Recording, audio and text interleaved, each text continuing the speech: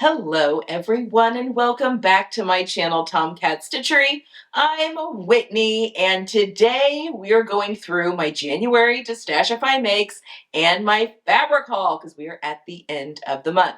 Alright, before we get into this video though, we're almost at the end of January. Tomorrow is the last day and then starts my birthday month. My birthday is in February. If you are not a newsletter subscriber, you want to become a newsletter subscriber, I have a little gift I'm giving to all of my newsletter subscribers the week of my birthday, so you definitely want to make sure you're on that list in order to receive that gift. I will leave a link down below to sign up for the newsletter, or you can just go to my website, tomcatstitchery.com, and then there's a button at the top that you can click on to sign up for the newsletter. So, yeah. Definitely want to get in on that. And then I've got some freebies coming out also in the newsletter. My spring capsule wardrobe will be coming out in the newsletter. All sorts of stuff that are just for my newsletter subscribers. But you really want to make sure that you're on there to get the gift that I'll be giving everyone for my birthday. So very exciting. Okay, let's talk about my January makes, and then we are going to get into the fabric I grabbed this month. You're going to notice lots of bright color. Folks, we are deep in winter. It's been raining actually. So we've come out of the completely cold snap here. And for a few days anyway, we're in like the upper 40s, low 50s, which is very warm for here for this time of year. But it's just been raining nonstop. It's very, very foggy, very gray. It is not pretty weather outside. So I have been combating that with color. I told Jenny we went window shopping the other day just to get some inspiration for spring capsule and all that. And I told her, I was like, I basically want to wear my entire color card this the end of this winter and into the spring. So anyway, be prepared for a lot of color. Who knows how many colors I'm going to have in my spring capsule wardrobe.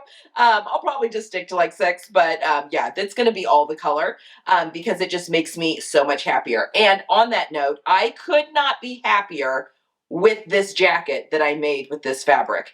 It makes me smile so much. Now, on Friday, I'm going through 10 spring looks that you can recreate, 10 spring ready-to-wear looks to recreate. And I'm talking just a little bit at the beginning on some things that I see myself doing for my own personal wardrobe going into the spring. But one of those is just bringing bright color into everything I wear. So even my more neutral dresses or pants or shirts and stuff, trying to bring a pop of color, whether that's in a jacket, like a third piece, or shoes, or jewelry, something, bringing in a bright pop of color. Number one, a lot of the colors on my color card are bright. Clear is one of my, I'm a copper spring, so clear is one of my,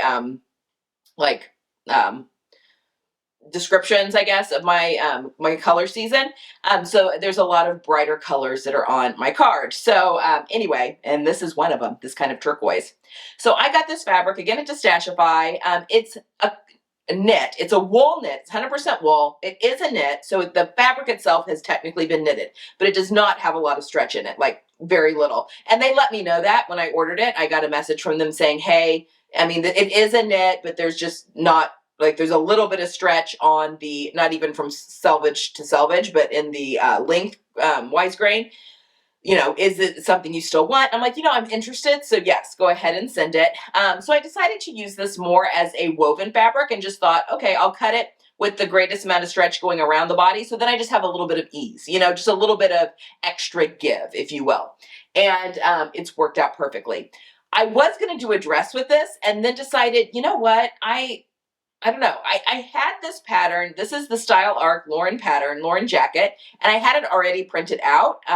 So it was just kind of sitting on my pile of patterns that I've had to print out because this was a pattern. Style Arc did a little like fall and spring capsule wardrobes back before our fall hit and before Australia's spring hit, of just like, I don't know, 5 or 6 patterns. You can make your own capsule wardrobe. I was very inspired by it. I didn't buy all the patterns for the fall capsule they'd put together because I already own quite a few, but I did buy a few of them, and then I just went ahead and had them printed out. So this was one of them, and I don't know, it's not one I maybe would have looked at if that hadn't have been like a pattern that was highlighted in that way. And I really, really love this. So it's an unlined jacket. It's an unlined blazer. It's meant for woven fabrics. It's got patch pockets on here. I'm getting a little bit of weird pulling here. It really doesn't do that when I'm wearing it, which could be that this mannequin's just it's not my size. I don't feel like it does that on me. But the reason it's doing that, and so if you're making one of these, any kind of unlined jacket, is because the facing is keeping its structure, like it's not, doesn't have drape because the facing has been interfaced, and then you're getting gravity is working on the body of the jacket, and that's what's causing that to happen. It's pulling that fabric down. I've tacked the facing in a few places, but again, I don't find that it's bad once it's on me. I did the patch pockets on the front because I thought that was a fun little thing. Now, because this is a knit, it does not ravel, which means I actually left all of my seam allowances unfinished.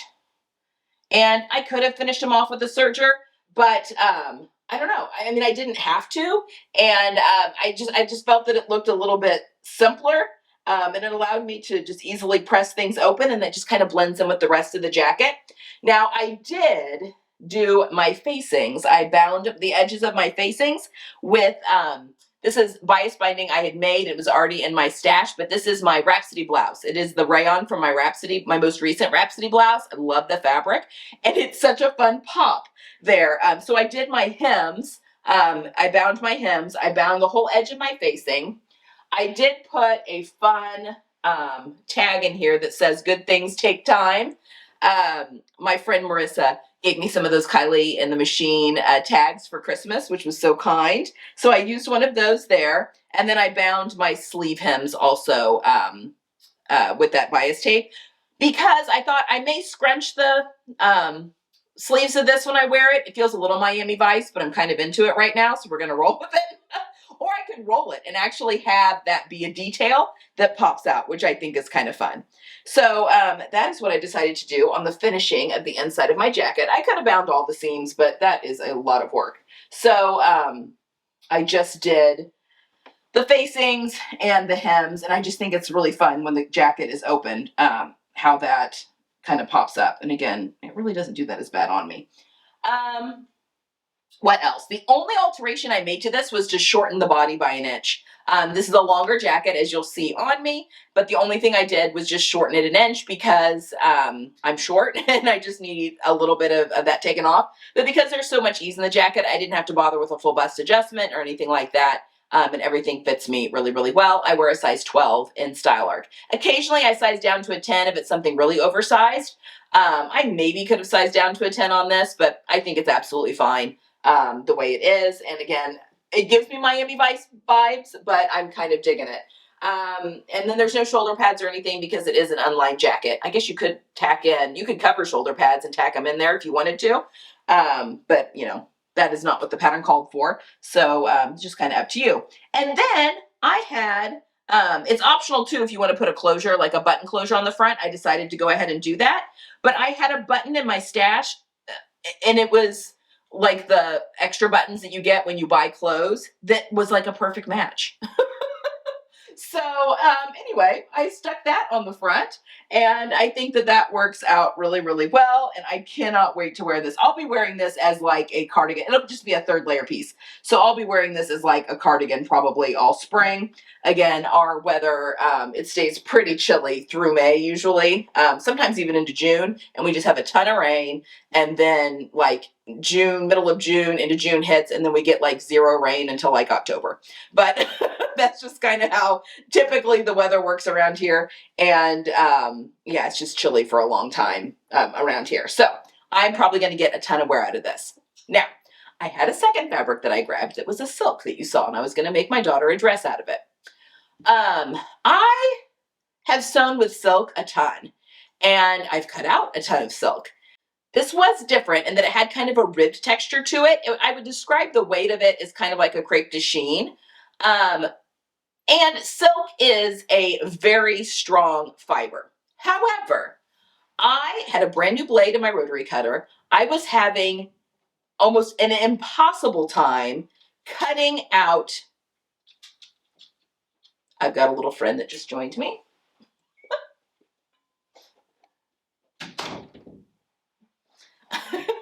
Gidget just joined the chat. I had an impossible time cutting it out. I could not, brand new blade on the rotary cutter, that I was going over it multiple times, could not get it to cut.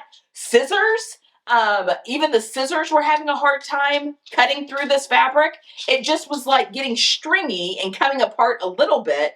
I got so frustrated that this is a lesson. I've never had that issue cutting out silk before, so I don't know what it was about that fiber that was making it so difficult. Because as I was trying to cut, I just thought, oh my gosh, is this going to be a nightmare to sew? Like, is it going to just go through needles left and right? It was the petite dressmaker Bloomfield dress with the add-on that I'm making for my daughter, and I think she's going to love that pattern. So I didn't want it to be a horrible experience sewing it up. Anyway, folks, sometimes the lesson is I still have the fabric. I have one piece cut out of it that I was finally able to get a sleeve piece cut out. I put it all away. I just put it into one of my bins. The fabric, it just needs to sit in timeout for a while. I don't even know what the solution is. It was really hard to cut. And again, fresh blades, everything. So that was very bizarre situation. So anyway, I did not get that made up for my daughter. I have the pattern all cut out, all altered, everything. So I will probably be making that for her, maybe for an Easter dress. That might be kind of a fun Easter dress for her. So stay tuned on that. But yeah, that fabric, it went into the timeout bin. That happens sometimes. Sewing is not meant to be frustrating. If you're getting horribly frustrated, my advice is always put it aside and do something else, because you're just gonna, it's just going to get worse. And that's not why we do our hobby, right? It's not to be frustrated and angry. So anyway, that is why we just have one make this month, and the other one has been put into a bin. We all have those projects, and yeah, we'll revisit that fabric later for something else. Okay, fabric. I grabbed 3 fabrics here, and there's absolutely a theme going on, which is tropical florals. I got these all from the same seller, and I'm very excited about all 3 of these. So I have a cotton jersey, cotton spandex jersey, a cotton French terry, and then a rayon file, which is very interesting. I've never sewn with a rayon file before. So let's start with this one. This is a beautiful cotton spandex jersey, and you can kind of see, oh, I got all shadowy because I passed my lights there. It's got kind of a tone-on-tone, kind of a tropical floral print. I just thought that the color, obviously the color is like perfect, and it is right in my color palette. I actually can't talk too much about this one. I'm in the middle of a pattern test right now, and it's a good one. I'm very excited about it. There are a couple of views on this pattern, and so I was assigned a view to make for the pattern test, which I'm making in a different fabric, but I want to make the other view as well, and I'm going to make that one in this fabric. So you'll have to wait and see. It's a mystery pattern. I think it's going to go together pretty quickly, and actually I'm going to film a couple of tips and tricks for how to sew this pattern when the pattern is released, and I will do that with this fabric. So I'm making the first one just for the test, and then I'll go back and film some of those tips and tricks in this fabric to make the second view. Anyway, that's a little bit different. So can't talk too much about this one yet. Love it. It's going to be a fantastic little dress to wear in the upcoming months. And I think it'll be nice, and it'll take me into the warmer months as well. All right, next is this other tropical print. This is a French terry, a cotton French terry. I think I have 3 yards of each of these. And this one, it's a beautiful weight. It feels fantastic. It's a larger print, tropical floral, kind of leaves and that sort of thing. It's got a creamy background, so a warmer background, but then it's got like some of my aquas, and it's got my yellow in there. So a lot of colors that I think are going to go well in my color palette. I went back and forth on what I wanted to do with this, and I think I've decided I am going to do the Carla Loungewear that I made, was that last month? I guess it was, in December. I made that Carla Loungewear set for myself and my daughter. Those pants also come as shorts, and I'm going to make myself the shorts out of this. Love that pants pattern. It's so comfortable. I think it's very flattering. So I'm going to make the shorts for myself just as the weather starts to get warmer, like lounging shorts. But for the top, I thought I would get more wear out of less, especially in a print. I love that Carla top. It's wonderful, but I wanted something that I could wear a little bit more as like a jacket or a layering piece. So I'm actually going to make myself the Ali Olsen Hive. So I'm going to be making myself, I haven't yet, the Ali Olsen Hive out of that mustard French terry that my friend Cecile got for me. As a solid one because I ruined my first one. I shrunk my first one. But then I thought a printed one could be a lot of fun as well. And then I thought it would be a lot of fun to pull out maybe this yellow and the zipper that goes on the front of that to make it kind of just something a little bit different. I have a couple of printed sweatshirts that I wear quite a bit. And I think that this could be a fun little addition to that. Wear it with jeans, wear it with regular shorts, or wear it with the matching shorts if I want to as well. So that's what I'm going to do with this fabric. I was on the fence. In fact, I just bought the newest Green Style pattern, which is the Reef sweatshirt.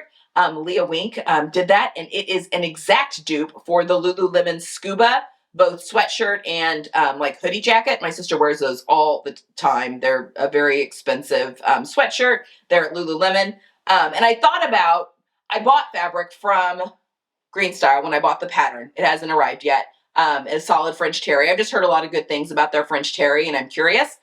So I bought their French terry with matching ribbing to make myself a solid one. There's a lot of style lines that are in that sweatshirt. And I thought about, if I really love it, maybe making myself one in this fabric as well instead of the Hive. But with the pattern, I'm afraid all of those seam lines are just going to chop it up and it's not going to look very good. Whereas the Ali Olsen Hive is a little bit simpler. And I think that the pattern will maybe show off a little bit better on that one. So I went back and forth, but I think I am going to do the Ali Olsen one. And I'll have that pattern out anyway to do my mustard colored one as well. So that's what I'm going to do with that fabric. And then finally, I have this Rayon Faille. I have never sewn with Rayon Faille. Faille is the weave, and it has almost got like a ribbed texture to it. I've sewn with silk Faille before, but it gives it just a little bit more body. Anyway, I was very curious what a Rayon Faille would feel like. And I would say weight-wise, it's similar to like a rayon crepe or a rayon challis, but the texture of it has more of a ribbed texture as opposed to like the soft feel of a challis or the bumpy texture of a rayon crepe. But it feels very interesting. And I fell in love with the print. I mean, look at that. It's all of my spring colors. I knew that I wanted, I was actually looking for a dress similar to the Pattern Emporium Wanderlust dress that I love. Excuse Gidget. Which is a knit dress, but it is kind of a fit and flare, but it doesn't have a waist seam. So it just kind of goes in at the waist, but not having a waist seam I think is very elongating on my body because I have a very high waist and a short torso. So not having a waist seam gives me the illusion of a waist without it showing exactly where my waist is. I love that Wanderlust dress, but I wanted something for a woven fabric. So I have been searching and searching and searching, and I was actually on the phone with Jenny, and we were talking about something else, and I was doing some searching, and I told her, I was like, oh my gosh, I found the pattern for the Rayon Faille, and she was like, oh, what is it? I'm going to make the True Bias Shelby dress. So it's the Shelby dress and romper, but the dress is exactly what I'm looking for. It does have buttons down the front, but you need to be able to get into it anyway. I wanted something long because this is a big print, and so I wanted something that's got, that shows off that print really, really well. The Shelby does have princess seams, so I'm going to have to do a princess seam full bust adjustment, which is a little annoying because those are going to be really long pieces to do, but it'll be fine. It'll be fine. So I am going to probably have to do a full bust adjustment on that, but I am so excited. I mean, it's absolutely straight from the 90s. Another trend for spring. We're still very much in the 90s. I was a teenager in the 90s, so I'm actually really looking forward to bringing that up. And Jenny and I were talking about that. Like, oh my gosh, I totally had that dress in, high school. Absolutely. Anyway, I'm very excited to recreate this. I'm going to do the short sleeve.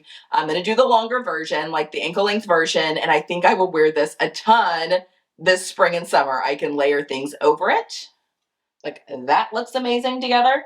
My Metro blazers I could layer over it, like my cream one, or just wear it as the weather starts to heat up. So I'm very excited. This will probably be my first summer dress that I make this year. Is going to be the Shelby dress and romper by True Bias. So really looking forward to that one.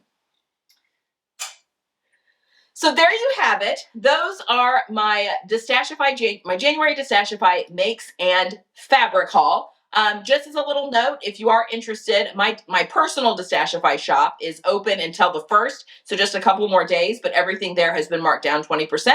So if you are eyeing anything that you've been wanting to grab, now is a great time to do that. I will leave a link to my shop in the description box below if you're interested, and don't forget to sign up for that newsletter if you haven't already. All right. I hope you guys have a wonderful Tuesday. Get some sewing in this week. I hope the weather is a little sunnier wherever you are. It's very gray here. And I'll be back on Friday, and we will be talking about spring looks that we can recreate. Have a good week, and I'll see you then.